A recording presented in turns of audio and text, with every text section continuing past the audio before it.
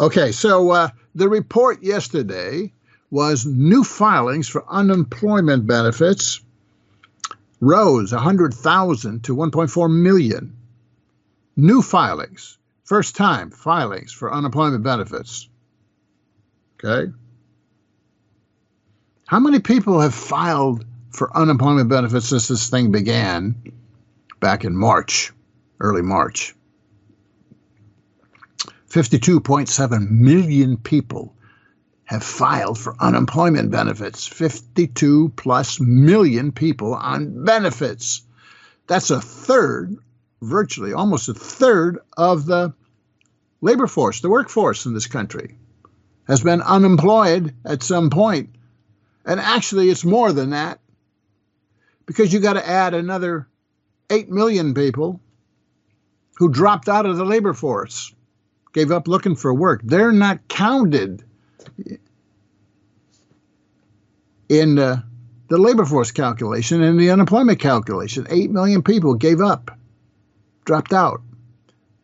These figures are all from the Labor Department, by the way, their monthly employment situation report. So you got to add those. So maybe 60 million people jobless. 60 million? I mean, that's like 35% of the labor force.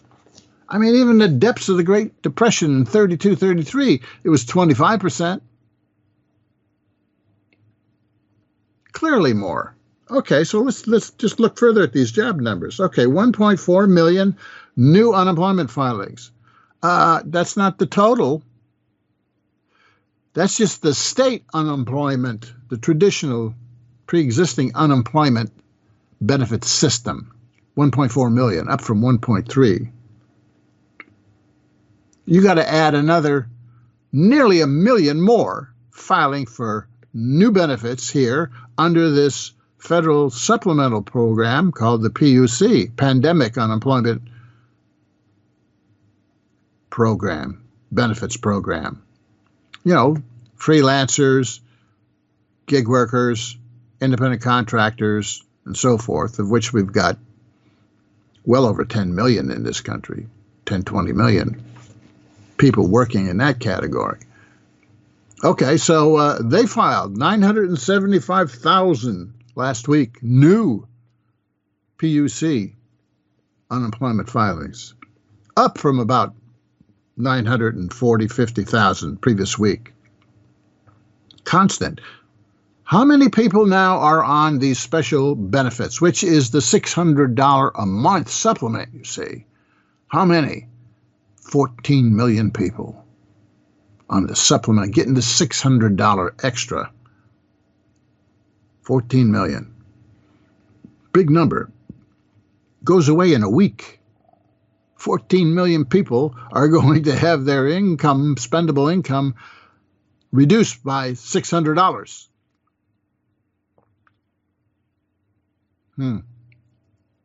That's going to be a whack to the recovery. Enhance the relapse. Increase the likelihood of a double-dip recession. Solidify the W-shaped trajectory of the recovery. So, you know, you take the 1.4 million and the 975,000 new filings last week alone, 2.4 million, which is an increase over the prior weeks. This is the first weekly increase in benefit filings since March. You know, we had the big March, April impact. At one point, we had 6.5 million people in 1 week filing for unemployment. I think that was early April. And then it steadily has gone down, the weekly filings. But it's never been under 1 million for the state program. And I think it's never been under 900,000 for the federal program. So it's always been over 2 million new filings for unemployment benefits every week. 18 consecutive weeks of more than 2 million people newly filing for unemployment benefits.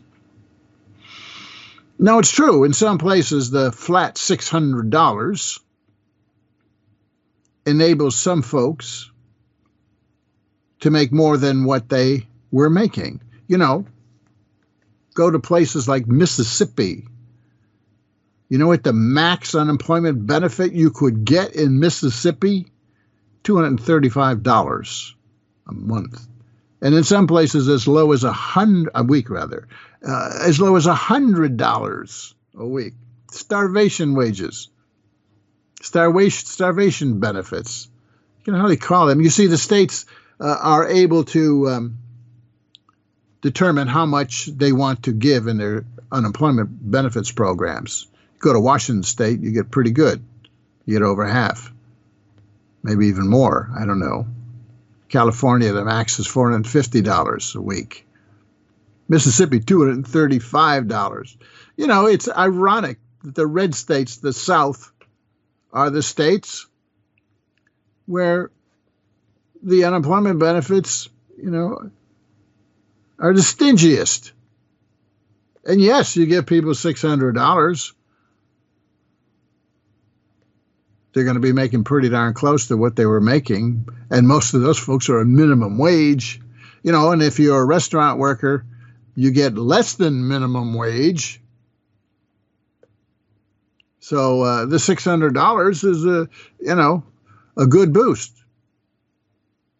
And by the way, studies show that the folks who are getting the $600 are not only spending as much as they were before when they were working, they're actually spending more. You know, it's holding up consumption, which is plateauing off nonetheless, but it's kept consumption from a massive collapse in this country, which is coming to an end in 1 week, you see. They're not even, Democrats, Republicans, aren't even close to a deal. So what happens after July 31st for these folks? Well, nothing good, that's for sure. So we've got this resurge in joblessness, which is caused by two things. Basically, one is the new shutdowns in a number of states. 38 states, by the way, are showing a significant resurgence of virus infections. And then with a lag, you get hospitalizations going up and ICU units going up, and then the death rate goes up. 70,000 a day at one point. And we're still over 60,000 a day, I think. Places like Florida, 15,000 a day. Now, that's only those who get sick enough to report it, you know. As we know, with this virus, a lot of people get sick or they don't have much in terms of symptoms. And in fact, it just came out that the infection rate is probably 20 times more than the 4 million reported, or at least 10 times. I'm not sure what that number is, but it's magnitudes. And a lot of them are walking around giving it to everybody else and don't know it because we don't have testing. You see, if we had good testing, we would know, you know, all the asymptomatic people. Require everybody to get tested. You know, twice a week at least, everybody should be tested.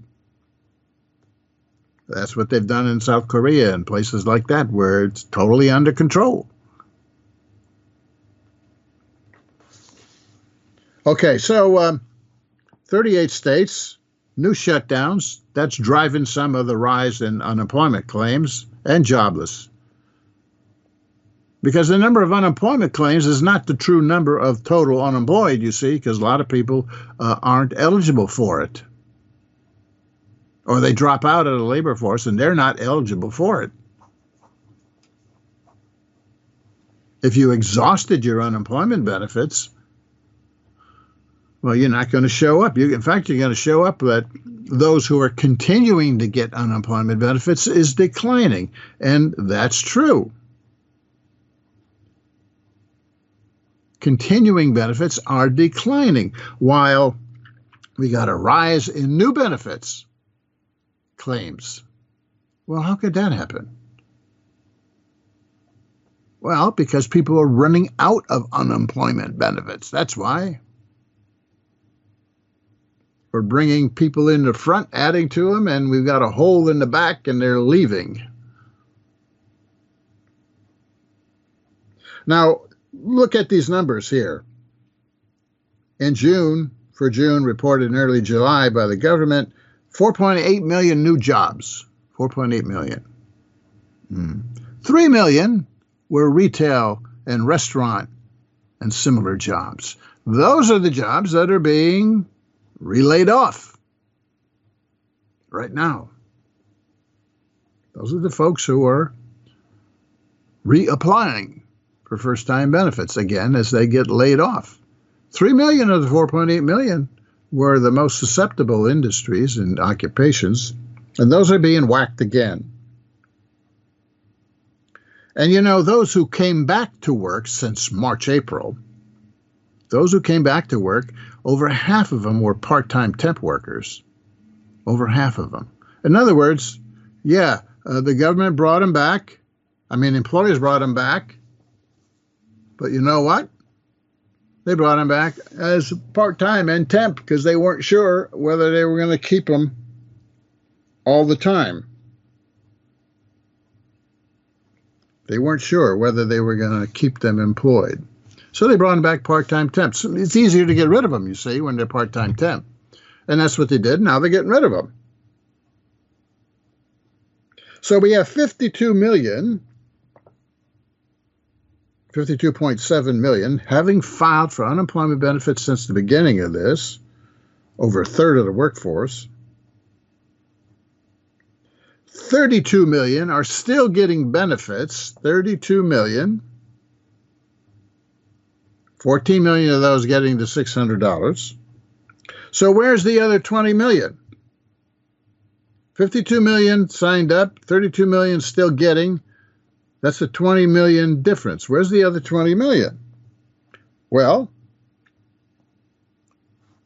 8 million came back to work. Another 6 million dropped out of the labor force altogether.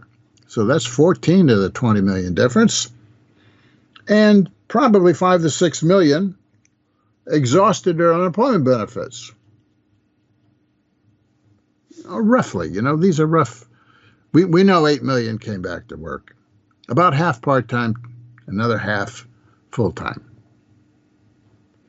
So those are the real numbers you got to look at. 52.7 million people on benefits, 32 million still after 4 months.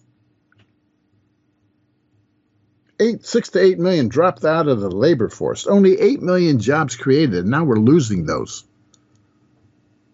Is that a picture of recovery? Not at all.